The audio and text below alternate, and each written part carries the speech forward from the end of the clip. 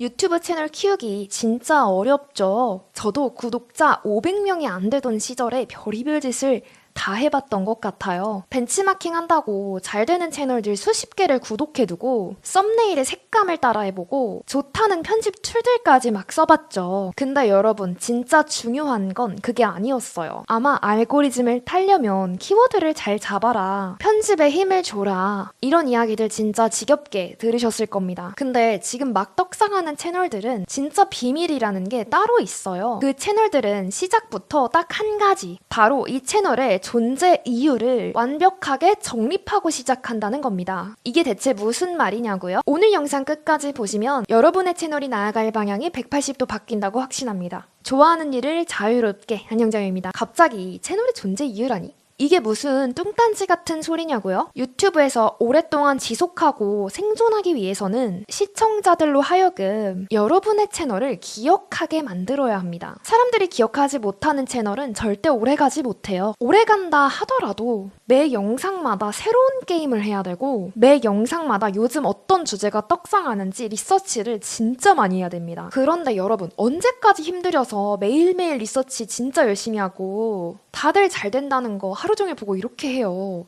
우리 본업도 있잖아요. 반면에 사람들이 인지하는 이 브랜딩된 채널 같은 경우에는요, 굉장히 어떻게 보면 난이도가 높지만 나중으로 갈수록 쉬워집니다. 그리고 이렇게 하는 게 느리게 가는 길 같지만요, 겉으로 보면요, 돌아보면 가장 빠르게 떡상할 수 있는 길이에요. 제가 7단계에 걸쳐서 알려드릴게요. 첫 번째 단계에서는요, 나라는 사람을 정확하게 이해해야 합니다. 브랜딩의 가장 중요한 기초는 어찌 보면 진짜 단순할지도 모르겠어요. 바로 내가 어떤 사람인지 정확하게 이해하는 거죠. 하지만 저는 저 스스로를 잘 몰랐기 때문에 많이 실패했는데요. 대부분의 사람들은 마지막에 이르러서야 이걸 물어봅니다. 내가 누구인지에 대해서요. 지금 이 영상을 보시면서 나에게 질문해보세요. 나는 무엇으로 기억되고 싶은가? 사람들이 나에게 끌리는 지점은 무엇인가? 남들과 다른 나만의 관점, 경험, 재능은 뭘까? 혹시 튀지 않기 위해서 일부러 숨겨왔던 나만의 장점은 없을까? 저의 경우엔 어땠냐면요, 예전부터 팟캐스트 채널을 좋아했거든요. 내면의 이야기를 깊게 하고 또 출연하신 분들과 내면의 이야기를 깊게 나누는 그런 느낌? 그래서 저의 장점이나 특색이 무엇인지 생각해봤을 때 고요하게 내면의 이야기를 담담하게 또 잘 전달하는 거더라고요. 2단계로 하셔야 되는 일은요, 나의 가치관과 비전을 정의하는 일이에요. 이제 나침반을 만들 차례입니다. 가치관, 목적, 비전, 이 세 가지가 없으면 채널이 커질수록 더 흔들릴 수밖에 없어요. 다음 질문에 답해보세요. 절대 양보할 수 없는 나의 가치관은 무엇인가? 이 채널로 어떤 영향을 만들고 싶은가? 저의 가치관은 일단 지금은 이렇습니다. 한 사람이라도 나의 생각을 듣고 좋은 영향력을 받았으면 좋겠다. 나의 생각을 공유하고 사람들과 연결되는 그 감각이 좋다. 좋아하는 일을 자유롭게 방식에 구애받지 않고 나답게 한다. 이런 것들이 정해지게 되면 유튜브 채널에서 영상을 만들 때도 결정이라는 게 빨라지고 브랜드는 흔들리지 않습니다. 다시 말해서 명확하고 뚜렷해지는 거죠. 이제 3단계입니다. 누구에게 말하고 있는지 정확하게 정하셔야 합니다. 이제 나에 대해서 알게 되었을 텐데요. 그럼 다음은 누가 나의 이야기를 필요로 하는가입니다. 단순하게 구독자가 많고 적음은 중요하지 않아요. 내가 과연 어떤 사람의 문제를 해결해 줄 수 있을지 명확하게 정의하는 게 훨씬 더 중요합니다. 질문해 볼까요? 내 영상을 보는 사람들은 어떤 문제를 겪고 있는가? 이 사람들은 어디에서 시간을 보낼까? 무엇이 그들의 삶을 더 쉽게 만들어줄까? 어떻게 생각하면 조회수, 구독자 숫자라는 건요, 억지로 늘린다고 해서 늘려지는 게 아니라 사람의 심리를 이해하는 과정입니다.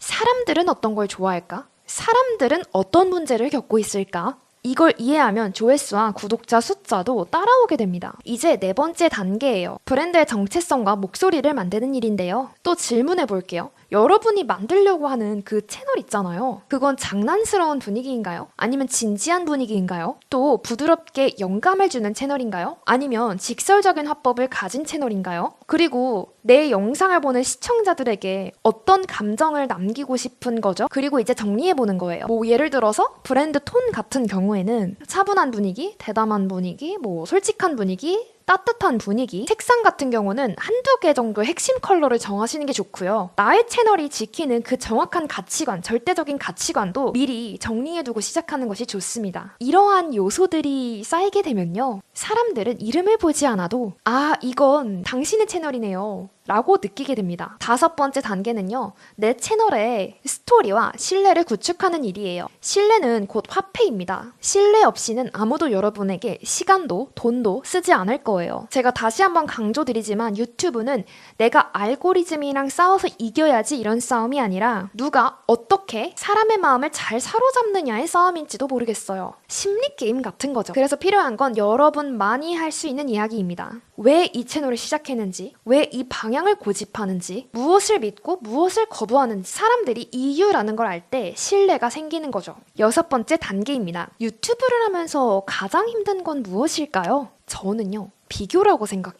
아마 지금도 다른 크리에이터 분들과 여러분을 비교하고 계실지도 모르겠는데요. 사실 뭐 몇 개 영상 올리자마자 터지는 분들도 계시죠. 반면 나는 영상을 20개, 30개, 뭐 50개 올렸는데 조회수는 고작 30, 50 이런 생각이 들지도 몰라요. 나만 문제인가? 도대체 뭐가 문제지? 그런데요, 우리가 보는 건 항상 성공한 채널들일 뿐이에요. 식당을 한번 떠올려 볼까요? 새로 생긴 식당의 90%는 첫 해에 문을 닫습니다. 근데 인스타나 TV 같은 데 보면 우리는 어떤 장면을 보게 되죠? 줄 서서 기다리는 맛집들, 대박났다는 성공 스토리들, 1년 만에 지점을 낸 사장님들, 텅 비어버린 식당, 폐업 안내문이 붙은 셔터, 밤새 고민하다 포기한 사장님들, 이런 건 내 눈에 보이지 않습니다. 아무도 그걸 찍어서 올리진 않으니까요. 유튜브도 정확히 똑같습니다. 우리 눈에 보이는 건 항상 알고리즘에 떡상한 채널들일 뿐이에요. 실패한 사람, 힘들어한 사람, 포기하는 사람들은 내 유튜브 알고리즘에 뜨지 않습니다. 그런데 도대체 이게 왜 문제일까요? 이게 문제인 이유는